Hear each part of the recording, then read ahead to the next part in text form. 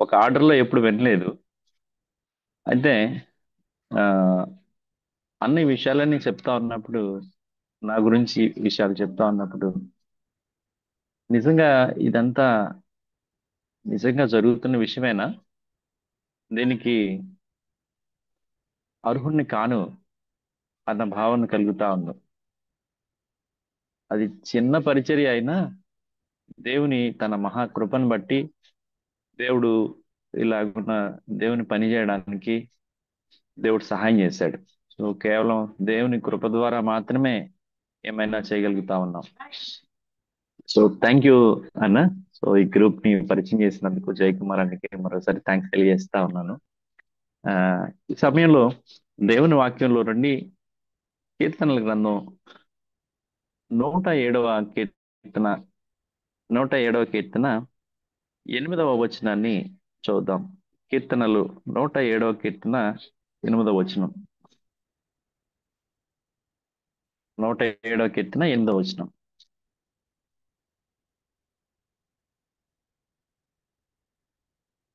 ఆయన కృపను బట్టియు నరులకు ఆయన చేయు ఆశ్చర్య కార్యములను బట్టియు వారు యెహోవాకు కృతజ్ఞతాస్తుతులు చెల్లించుదురుగాక. మరలా ఒకసారి నేను చెబుతా ఉన్నాను. ఆయన కృపను బట్టియు నరులకు ఆయన చేయు ఆశ్చర్య కార్యములను బట్టియు వారు యెహోవాకు కృతజ్ఞతాస్తుతులు చెల్లించుదురుగాక. నేను రాన్ చేసుకుందాం. ప్రేమ కలిగిన దేవా, మీకు వందనాలు చెల్లిస్తా ఉన్నాం ప్రభా. ఈ సమయంలో మీ జీవ వాక్యాన్ని మేము వినబోతా ఉంటుండగా మీ సన్నిధి మాతో ఉంచండి.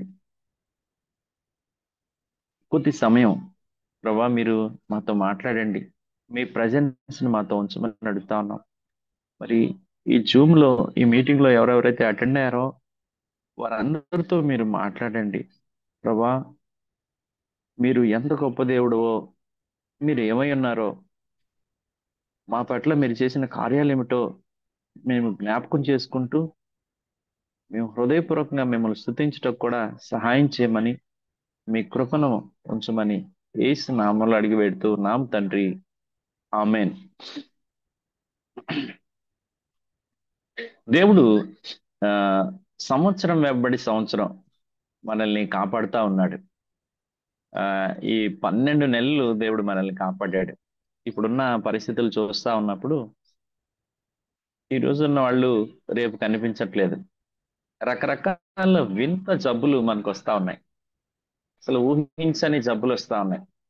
నేను మా ఏరియాలో కొన్ని చూస్తా ఉన్నాడు. ఆఫ్ కోర్స్ అది ఏపీలో ఏపీలో అంతటా ఉందేమో, కరెక్ట్ గా తెలియదు. కానీ నాకు తెలిసినంత వరకు కొన్ని ఫీవర్స్ వస్తా ఉన్నాయి.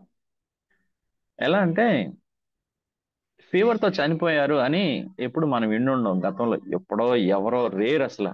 ఎవరైనా చనిపోయారంటే, జబ్బు చేసి చనిపోయాడంటే అది ఏదో గుండె జబ్బు అయి ఉండాలి, లేదా పెద్ద పెద్ద జబ్బులు ఏమైనా అయి ఉండాలి.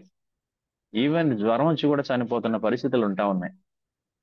సాధారణంగా జ్వరం వస్తే 101, 102, ఇంకా ఎక్కువ అయితే అమ్మో 102 ఫీవర్ అంటే చాలా ఎక్కువగా ఫీల్ అయ్యేవాళ్ళం. ఒకసారి మా బాబు ఫీవర్ వస్తే చూస్తే 104, అది 105 చూపించింది. నిజంగా అది 105 ఉందో లేదో అనుకున్నాను నేను. తర్వాత దగ్గరలో ఉన్న ఆర్ఎంపీతో మాట్లాడుతూ ఉంటే, ఓ 104 వస్తుందండి, 104, 105 కూడా వస్తుంది సార్ ఈ మధ్య. టెస్ట్ చేస్తే ఏం లేదు. చాలా మంది టెస్ట్ చేయించుకున్నాం, ఏం లేదు, కానీ జ్వరం తగ్గట్లేదు. సో నేను ఎందుకు ఈ మాటలు చెప్తా ఉన్నానంటే, ఆ, కొత్త కొత్త జబ్బులు వస్తా ఉన్నాయి. సో అది ఎందువల్ల ఏంటి అనేది తెలియని పరిస్థితులు ఉంటా ఉన్నాయి. రకరకాల వ్యాధులతో మనుషులు చనిపోతా ఉన్నారు. రకరకాల ప్రాబ్లమ్స్ ఎదురవుతా ఉన్నాయి. గందరగోళమైన పరిస్థితులు ఉన్నాయి. ప్రపంచం వైపు చూస్తా ఉన్నప్పుడు ఎక్కడ అనిశ్చితి, అంటే గందరగోళమైన పరిస్థితులే ఉంటా ఉన్నాయి. ఎవడి ప్రాణం ఎప్పుడు పోతుందో తెలియదు. యుద్ధ వాతావరణాలు నెలకొని ఉన్నాయి. అయితే ఇలాంటి క్లిష్టమైన పరిస్థితుల్లో కూడా దేవుడు మన ఎడల తన కృపను చూపిస్తా ఉన్నాడు. కేవలం ఆయన కృప ద్వారానే మనం జీవిస్తా ఉన్నాం. మనందరికీ బాగా తెలుసు, ఎఫెసీయులకు రాసిన పత్రిక 2వ అధ్యాయంలో అంటాడు కదా, ఆయన కృప ద్వారా మనం రక్షించబడ్డాం. ఇది మీ క్రియల వలన కలిగినది కాదు, దేవుని వరమే అని చెప్తాడు. కేవలం ఆయన కృప ద్వారా రక్షించబడ్డాం. మనం బ్రతుకుతా ఉన్నామంటే ఆయన కృప ప్రతిదినం ప్రతిదినం ఆయన మనల్ని కాపాడుతా ఉన్నాడు, భద్రపరుస్తా ఉన్నాడు. మన ఉద్యోగాల్లో అభివృద్ధిని కలుగజేస్తున్నవాడు ఆయనే. చాలా మంది చక్కగా మాట్లాడగలిగిన స్కిల్స్, ఆఫీసులో అందరినీ హ్యాండిల్ చేయగలిగిన విధానాలు, ఇవన్నీ వాళ్ళ సొంత జ్ఞానం అని అనుకుంటా ఉంటారు. ఈవెన్ ఈవెన్ మంచి విశ్వాసులైనప్పుడు కూడా కొన్నిసార్లు తడబడే అవకాశం ఉంది.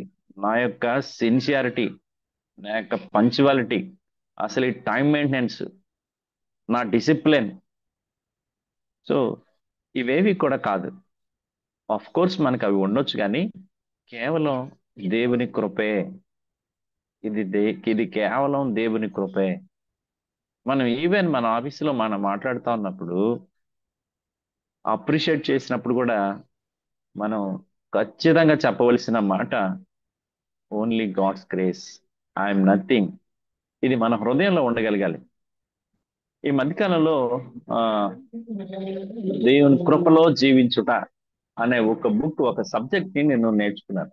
ఆ, సో దాంట్లో చాలా సంగతులు ఆ వింటా ఉన్నప్పుడు ఆశ్చర్యాన్ని కలిగించాయి. అరే, మనం దేవుని కృపని రోసేస్తా ఉన్నామే, ఇది దేవుని కృప వలన జరిగిందని మనం అంగీకరించలేకపోతా ఉన్నామే, మన సెల్ఫ్ ఎక్స్పోజ్ అవుతున్నామే అన్న భావన కలిగింది.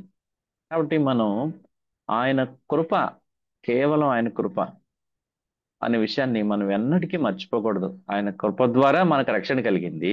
ఆయన కృప ద్వారా ఈ స్థితిలోకి వచ్చాం.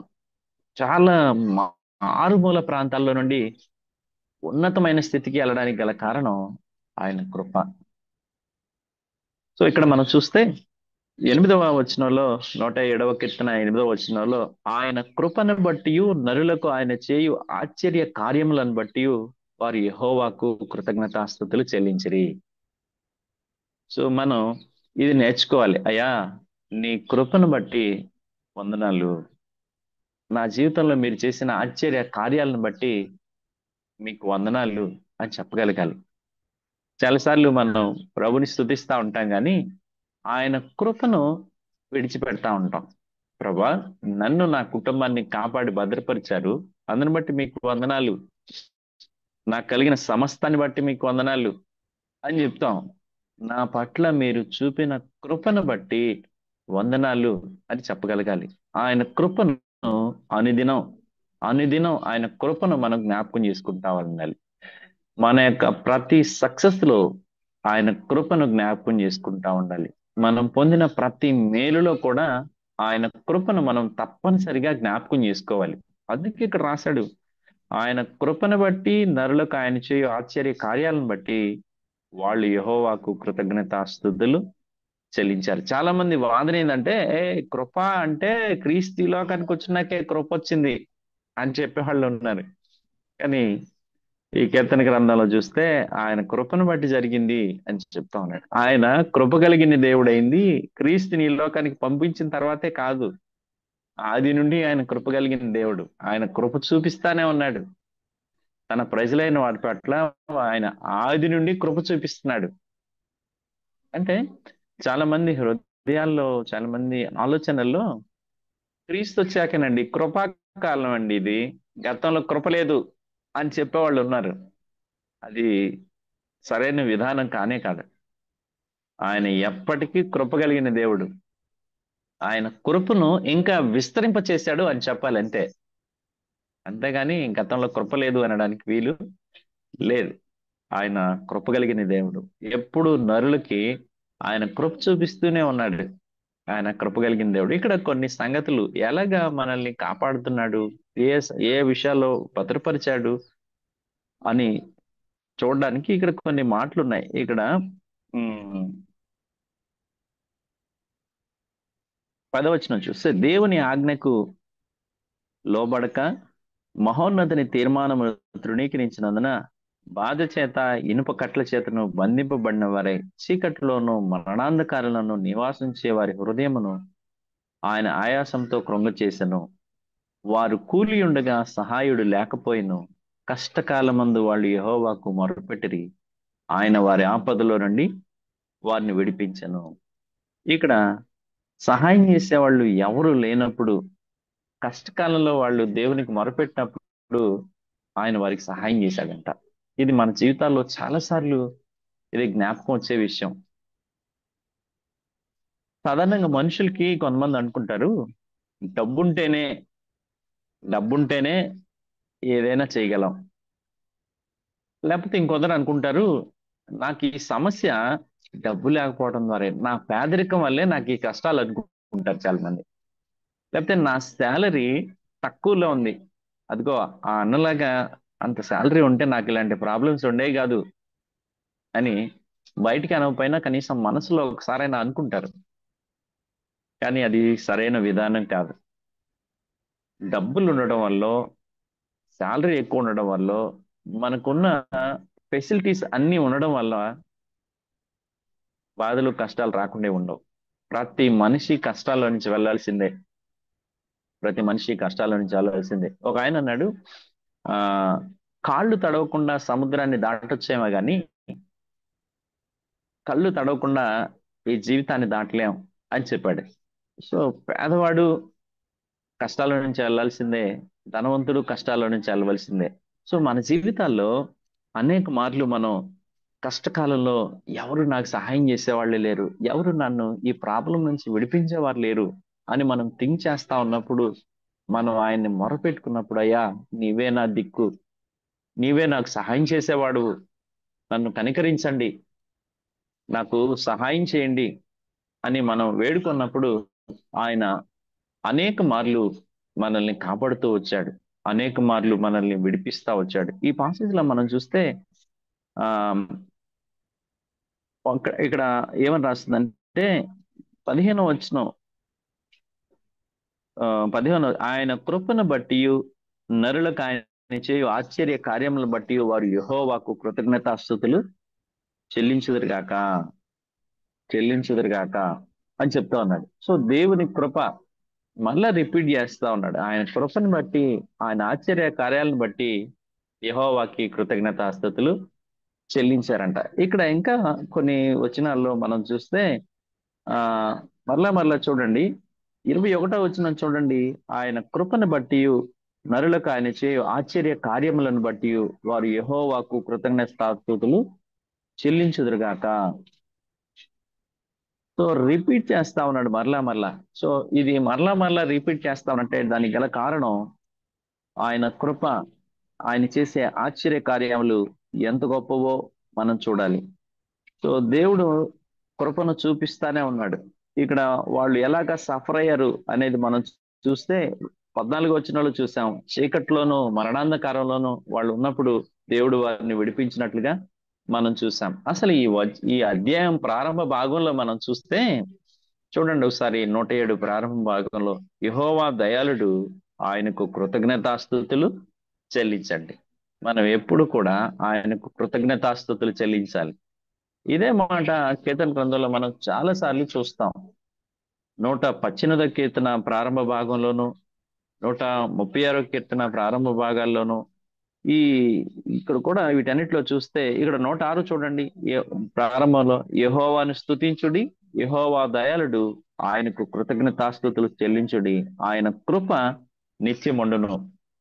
సో అన్న ఈ టాపిక్ చెప్పినప్పుడు ఇవి రెండింటిని మనం చూసాం. ఆయన కృపను, థ్యాంక్స్ గివింగ్ రెండు చాలా ప్రాముఖ్యమైనవి. ఆయన కృపను బట్టి మనం ఆయన కృతజ్ఞతలు చెల్లించాలి. ఆయన కృపను మనం ఎప్పుడు తలపోసుకుంటా ఉండాలి. సో గడిచిన సంవత్సరం అంతట్లో దేవుడు మన ఎడల చూపించిన ఆయన కృపను మనం జ్ఞాపకం చేసుకోవాలి.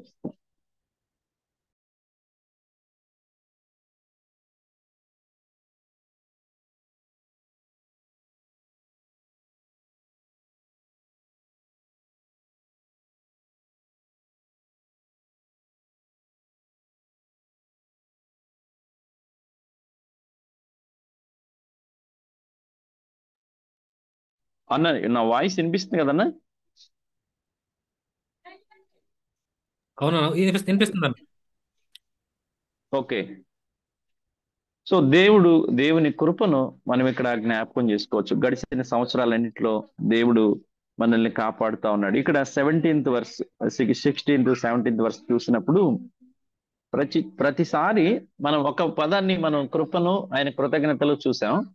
13వ వచనంలో చూస్తే కష్టకాలమందు వారు యెహోవాకు మొరపెట్టిరి, ఆయన వారి ఆపదల్లో నుండి వారి విడిపించెను.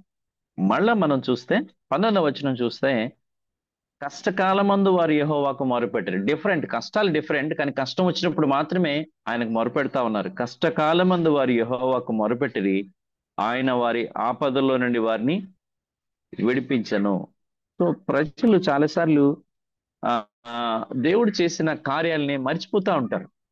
దేవుడు ఒక గొప్ప కార్యాన్ని చేస్తాడు ప్రార్థన చేయగానే. సో ఒక 1 మంత్ ప్రేయర్ చేస్తాం, దేవుడు కార్యం చేస్తాడు. మళ్ళా తిరిగి మనం 1 మంత్ కృతజ్ఞతలు చెల్లించాలి చాలాసార్లు. అలా చెయ్యం. ఆ మీటింగ్ అయిపోగానే, లేక ఆ సమస్య అయిపోగానే, ప్రభా నీకు వందనాలు, నువ్వు నా జీవితంలో చేసిన కార్యాన్ని బట్టి వందనాలు, ఆ ప్రార్థనకు జవాబు ఇచ్చావు అని చెప్తాం.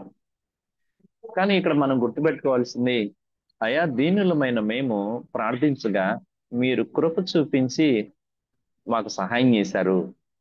మనం ఎప్పుడూ కూడా మన జీవితంలో మాట్లాడుతున్నప్పుడు మేము బాగా ప్రార్థన చేశాం బ్రదర్, అందుకే దేవుని కార్యాలు చూడగలిగాం అని చెప్పే వాళ్ళని చాలా మందిని వింటూ ఉంటాం. యాక్చువల్ గా మనం చెప్పాల్సింది, మేము ఎంతో ప్రార్థన చేశాం, ఆయన మా ఎడల కృప చూపించి ఈ కార్యాలు జరిగించారు అని మనం చెప్పగలగాలి. అది సరైన విధానం. సో అంటే మనం ఎలా చెప్తాం అంటే, నా ప్రార్థన వల్ల ఇది జరిగింది అన్నట్లుగా మనం ఎప్పుడు ఎక్స్పోజ్ చేయకూడదు.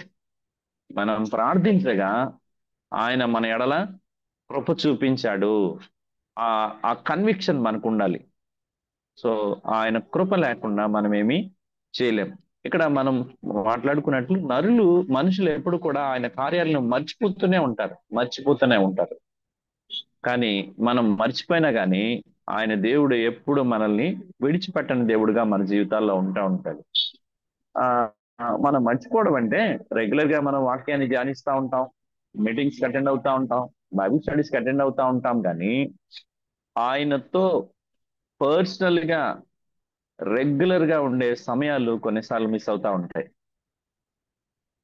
ఆ తర్వాత కొన్నిసార్లు అవసరం వచ్చినప్పుడు కొంచెం ఎక్కువగా ప్రార్థించే పరిస్థితులు కూడా మన జీవితాల్లో నెలకొంటా ఉంటాయి.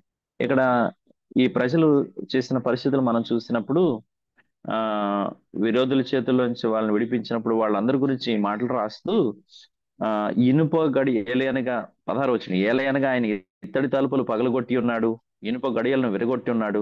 బుద్ధిహీనులు తమ దుష్ట ప్రవర్తన చేత తమ దోషం చేత బాధ తెచ్చుకుందరు.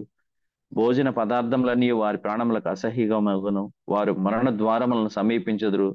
కష్టకాలమందు వాళ్ళు యెహోవాకు మొరపెట్టారు, ఆయన వారి ఆపదలో నుండి వారు విడిపించాను, ఆయన తన వాక్కును పంపి వారిని బాగు చేశాను, ఆయన వారు పడిన గుంటలో నుండి వారిని విడిపించను.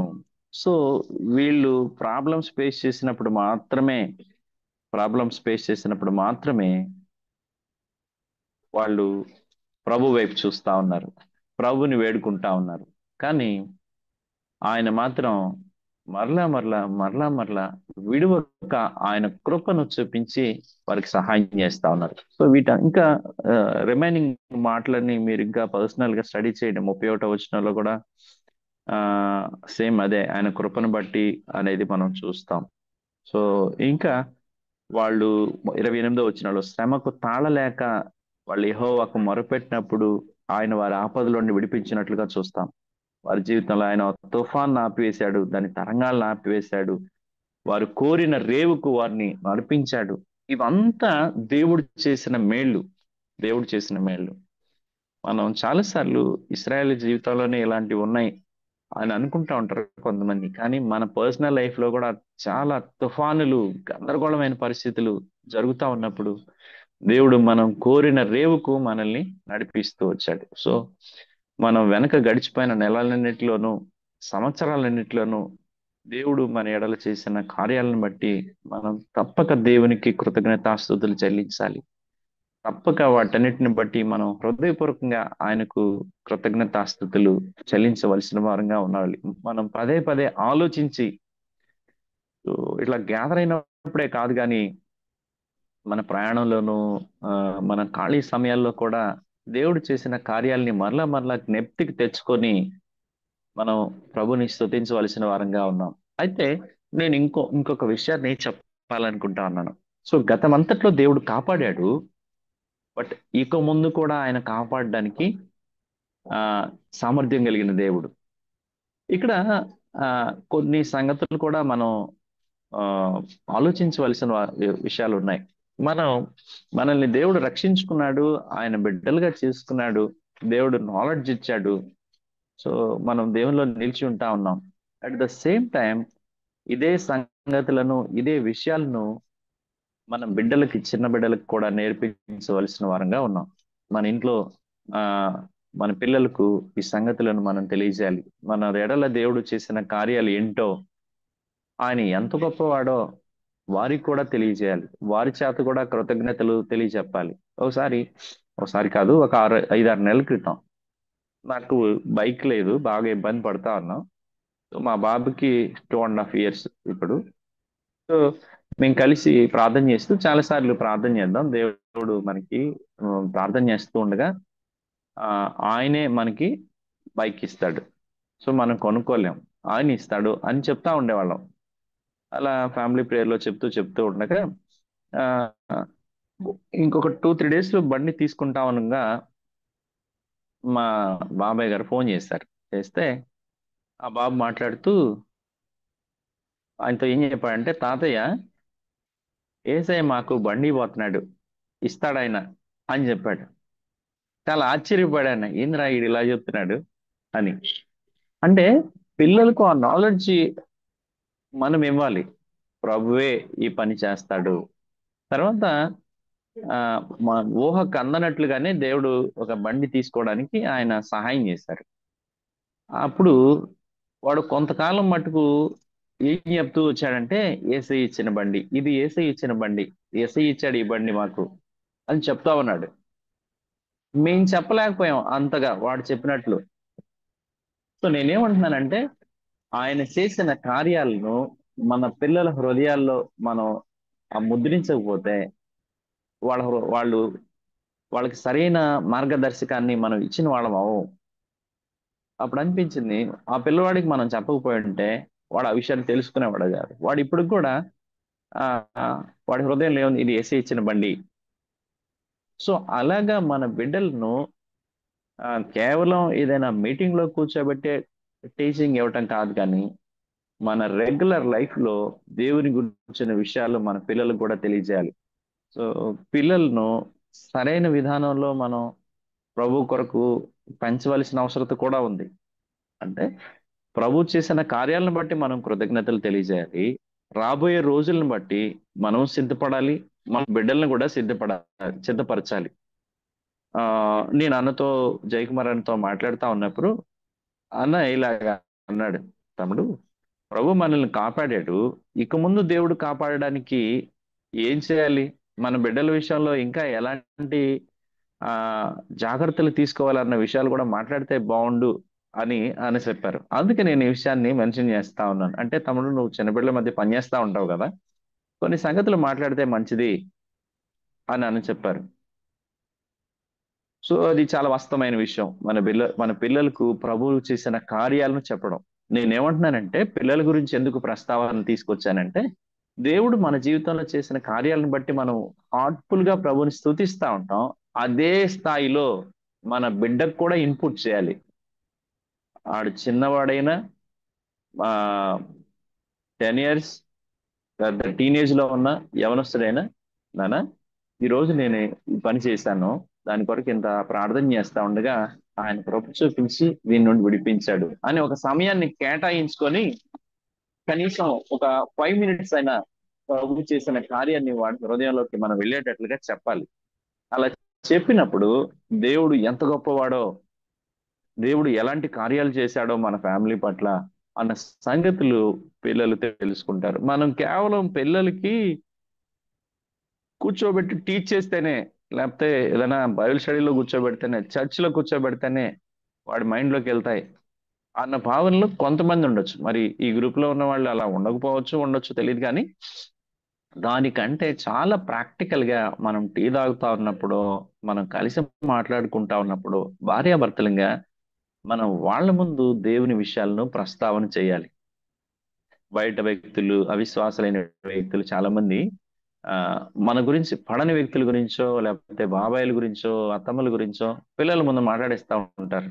రే వాళ్ళతో జాగ్రత్త, వీళ్ళతో జాగ్రత్త అని చెప్తా ఉంటారు. సో మనం అలా చేయం దేవుని బిడ్డలం. కానీ దేవుని గురించి మాత్రం చెప్పాలి. వాళ్ళు నెగటివ్ థింగ్స్ గురించి మాట్లాడతారు. మనం మాత్రం మన దేవుని గురించి ఆ విషయాలు చెప్తూ ఉండాలి. ఆ విషయాలు మాట్లాడుతూ ఉండాలి. ఇవన్నీ చూస్తా ఉన్నప్పుడు నాకు బాగా గుర్తొచ్చేది, మనల్ని ప్రభావితం చేసే విషయం ఏంటంటే, హన్న చాలా ప్రత్యేకంగా మనకి జ్ఞాపకం వస్తా ఉంటది. అన్న ఒక సాధారణ స్త్రీ అయినప్పటికీ కూడా దేవుడు ఆ బిడ్డని ఇచ్చినప్పుడు, నేను ఆ ప్రభు మందిరంలో ప్రతిష్ఠిస్తాను అని చెప్పి వాడు పాలు మాన్పి రాగానే, అక్కడ ఉంటది 2వ అధ్యాయం చివరి భాగంలో, వాడు అప్పుడే అక్కడే మ్రొక్కెను అని ఉంటది. వెంటనే వాడు దేవునికి మొక్కుతాడు. తర్వాత ఒకసారి చూద్దాం ఇది, ఒకసారి చూస్తే మంచిది. ఆ దేవుడి కార్యాన్ని ఎలాగా అన్న పిల్లల్లో, పిల్లల హృదయంలో, తన బిడ్డ హృదయంలో ఇన్పుట్ చేసింది, ఎలాగా ప్రభుని గురించి చెప్పింది అనే అనే కోణాన్ని మనం ఇప్పుడు చూస్తా ఉన్నాం. మొదటి సమూయేలు గ్రంథం మొదటి అధ్యాయంలో మనం చూస్తే, మొదటి సమూయేలు గ్రంథం మొదటి అధ్యాయంలో మనం చూస్తే 28వ వచనం, కాబట్టి నేను ఆ బిడ్డను యెహోవాకు ప్రతిష్ఠించుచున్నాను, తాను బ్రతుకు దినములన్నిటిను వాడు యెహోవాకు ప్రతిష్ఠుడని చెప్పెను. అప్పుడు వాడు యెహోవాకు అక్కడనే మొక్కెను. సో ఇక్కడ హన్న తన బిడ్డ చిన్నవాడుగా ఉన్నప్పుడే పాలు మరవగానే తీసుకొచ్చింది. అక్కడ ఉన్న ఏలీకి ఈ బిడ్డని గురించి చెప్పి, నేను ప్రార్థన చేసినప్పుడు ఇట పలానప్పుడు దేవుడు వాగ్దానం చేశాడు కదండి, ఆ బిడ్డ ఈ బిడ్డ ఇక్కడ ప్రతిష్ఠిస్తా ఉన్నాను యెహోవాకి అని చెప్పినప్పుడు వాడు అక్కడే మొక్కాడు. వెంటనే మొక్కాడు. తర్వాత ఆ 11వ వచనం చూడండి, 2వ అధ్యాయం 11వ వచనం. తరువాత ఎల్కానా రామాలోని తన ఇంటికి వెళ్ళిపోయెను. అయితే ఆ బాలుడు యాజకుడైన ఏలీ ఎదుట యెహోవాకు పరిచర్య చేయుచుండెను. ఏలీ ఎదుట పరిచర్య చేస్తా ఉన్నాడు. ఆ చిన్న పిల్లవాడు, పాలు మరిచిన పిల్లవాడు ఏలీ ఎదుట పరిచర్య చేస్తా ఉన్నాడు. 18వ వచనంలో చూస్తే, బాలుడైన సమూయేలు నారతో వేయబడిన ఏఫోదును ధరించుకొని యో యెహోవాకు పరిచర్య చేయుచుండెను. ఇవి పరిచర్య చేయుచుండెను, ఏలీకి పరిచర్య చేయటం, ఆ తర్వాత ఆ మందిరంలో పరిచర్య చేయటం, ఏఫోద్ ధరించుకోవటం, ఇవన్నీ ఒక పెద్ద, కనీసం యవనస్తుడు అంటే యవనస్తుడి కంటే పెద్దవాడు వాళ్ళ జీవితాల్లో చేయవలసిన పనులు ఈ చిన్న పిల్లవాడు చేస్తా ఉన్నాడు. దానికి కారణం నేనంటాను, వాళ్ళ తల్లి ఆ బిడ్డను ప్రతి విషయాన్ని కూడా ఆ బిడ్డకు చెప్పింది. అప్పుడున్న పరిస్థితుల్లో ఏలీ కుమారులు చాలా దుర్మార్గతలో ఉన్నారు. అంత దుర్మార్గతలో ఆ అంత దుర్మార్గతలో ఆ పిల్లలు ఉన్నప్పటికీ కూడా ఆ అక్కడ వాళ్ళ మధ్య బ్రతుకుతా ఉన్నాడు. కానీ మనవాడు ఎప్పుడు కూడా పాపం చేసినట్లు, ఆ ఎప్పుడు కూడా దేవునికి అవిధేయుడిగా ఉన్నట్లు మనం చూడం. సో మంచి సాక్ష్యాన్ని కాపాడుకున్నాడు. మంచి సాక్షిగా అతను ఉంటా ఉన్నాడు. దీనంతటికీ కారణం, హన్న తన బిడ్డకు దేవుని గురించి ఇన్పుట్ చేసింది, దేవుని గురించి మాట్లాడింది, లోతుగా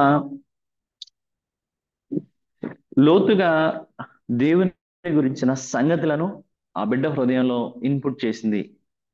తన పట్ల దేవుడు చేసిన కార్యాలు, తన పట్ల, ఆ బిడ్డ పట్ల దేవుడు జరిగించిన కార్యాలను ఆ హన్న ఖచ్చితంగా తన బిడ్డకు తెలియజేసి ఉంటుంది. అందుకే ఆ బిడ్డ చాలా కృతజ్ఞత కలిగి ఉన్నాడు. సో కృతజ్ఞత భావంతో ఉన్నాడు. సో మన పిల్లలకు కూడా, మన పిల్లలకు కూడా గురించి మనం తెలియజేయాలి. ఆయన మన పట్ల చూపిన కృపను గురించి ఖచ్చితంగా మనం తెలియజేయవలసిన వారంగా ఉన్నాం. సో మనం అలా తెలియచేయకపోతే పిల్లల జీవితాల్లో దేవుని యొక్క గొప్పతనాన్ని మనం అన్నటికీ కూడా చూడలేం. చాలా ఆలస్యం అయిపోతుంది మనం ఇన్పుట్ చేయకపోతే. సో ఎలాగైతే అన్న ఆ చిన్న బిడ్డ హృదయంలో ఇన్పుట్ చేసిందో, సో ఆ ఆ సమూయేలు గొప్పవాడు అవడానికి ప్రధాన కారణం, దేవుని యందు భయభక్తులు కలిగి ఉండడానికి, దేవుని స్వరం వినపడని రోజుల్లో కూడా, మాట్లాడని దర్శించని రోజుల్లో కూడా సమూయేలుతో మాట్లాడడానికి గల కారణం ఏంటంటే, హన్న ఆ బిడ్డను అలాగ పెంచిన కారణాన ఆ పిల్లవాడు దేవుని కొరకు అలా జీవించాడు. సో నేను ఈ విషయాన్ని మీ ముందుకు ఎందుకు తీసుకొస్తా ఉన్నానంటే, ఇప్పుడున్న పరిస్థితులు చాలా క్లిష్టమైన పరిస్థితులు ఉంటా ఉన్నాయి. మనం ఇంట్లో ఎంత ఎంత సిన్సియర్ గా దేవుని గురించి చెప్పినా గానీ పిల్లలు పాడయ్యే పరిస్థితుల్లో ఉంటా ఉన్నారు. చాలా ఆ చాలా ఫాస్ట్ జనరేషన్ ఇప్పుడు ఉంటా ఉంది. అలాంటి పరిస్థితుల్లో మన బిడ్డల హృదయంలో దేవుని వాక్యాన్ని మనం ఉంచకపోతే, ఆయన కార్యాలను గురించి మనం చెప్పకపోతే, దాని కొరకు మనం ప్రత్యేకంగా శ్రద్ధ చూపకపోతే, మనం కృతజ్ఞత కలిగి ఉంటాం, మనం మంచిగా దేవుని ఎడత జీవించగలం, కానీ మన బిడ్డలను ప్రభు కొరకు పెంచలేని పరిస్థితులకు వెళ్ళిపోతాం. దాన్ని చాలా సీరియస్ గా తీసుకోవాలి. చూస్తే అక్కడ ఏలీ ఫెయిల్ అయిపోయాడు. ఒక సాధారణ మహిళ మాత్రం ప్రభు కొరకు బిడ్డను పెంచడానికి సక్సెస్ఫుల్ గా ముందుకు వెళ్ళిపోయింది. సో ఈ పరిస్థితులన్నీ మనం చూస్తా ఉన్నప్పుడు, ఆ పిల్లలు ఇప్పుడు కూర్చోబెట్టి లేకపోతే ఏదైనా బైబిల్ స్టడీలో కూర్చోమంటే ఎక్కువ సమయం ఓ, కూర్చోవడానికి వాళ్ళు ఇష్టపడే పరిస్థితిలో వాళ్ళు లేరు. చర్చిలో 2 అవర్స్ 2.5 అవర్స్ కూర్చునే పరిస్థితిలో వాళ్ళు లేరు. విసుక్కుంటా ఉన్నారు. అలాంటి పరిస్థితులు వచ్చాయి. కొద్ది సమయాల్లోనే, కొద్ది కొద్ది టైం, కనీసం 10 to 15 minutes లోనే వాళ్ళకు విషయాన్ని చెప్పాలి. అలాంటి పరిస్థితుల్లోకి ఇప్పుడు పిల్లల సైకాలజీలు వచ్చాయి. పెద్దవాళ్లే వినట్లేదు. ఈవెన్ యూట్యూబ్ లో కూడా 4-5 minutes చెప్పే ఆ మెసేజ్లనే ప్రజలు వింటున్నారు. అందరు అప్పట్లో గంట గంటన్నర చెప్పే వాక్యాలు ఇప్పుడు హాఫ్ అన్ అవర్కి వచ్చేస్తున్నాయి. కారణం ఏంటంటే పరిస్థితులు మారిపోతా ఉన్నాయి. ఇప్పుడున్న జనరేషన్ మారిపోతా ఉంది. మనం కూడా ఇప్పుడు మారిపోతున్న జనరేషన్ కి తగ్గట్లుగా మన బిడ్డలకు దేవుని గురించి ఖచ్చితంగా చెప్పాలి. ఖచ్చితంగా ప్రభులో మన బిడ్డలను పెంచాలి. రాబో రోజుల్లో ఇంకా కఠినమైన పరిస్థితులు మనం ఎదుర్కొనే అవకాశాలు ఉన్నాయి. ఆ మనం తిమోతి గురించి వింటాం కదా. సో వాళ్ళ అమ్మమ్మ నుండి, వాళ్ళ అమ్మ నుండి తనకు ఎలాగా విశ్వాసం కొనసాగింది, ఎలాగా వాళ్ళు దేవునిలో గైడ్ చేశారో, అలాగా మన బిడ్డలను చిన్నప్పటి నుండే ఆయన వాక్యంలో మనం పెంచగలగాలి. అయితే చాలా సున్నితంగా మనం పెంచాలి. కఠినంగా చెప్తే వినే రోజులు కావు ఇవి. కఠినంగా సీరియస్ గా రే కూర్చో అని చెప్తే వినే పరిస్థితులు ఈ రోజుల్లో లేవు. మేము చిన్నపిల్లల మధ్య పరిచర్య చేస్తా ఉన్నప్పుడు ఎప్పటికప్పుడు మా విధానాలు మార్చుకోవాల్సిన పరిస్థితులు వస్తా ఉన్నాయి. ఎందుకంటే అప్పుడు పిల్లలు వేరు, ఇప్పుడు పిల్లలు వేరు. అప్పట్లాగా భయభక్తులు కలిగి చెప్పగానే భయంతో వణికే పిల్లలు ఎవరు లేరు. చిన్న పిల్లవాడైనా ఎదురు తిరిగి మాట్లాడే పరిస్థితుల్లో ఉంటా ఉన్నారు. మనకంటే చాలా స్పీడ్ గా వాళ్ళు ఉంటా ఉన్నారు.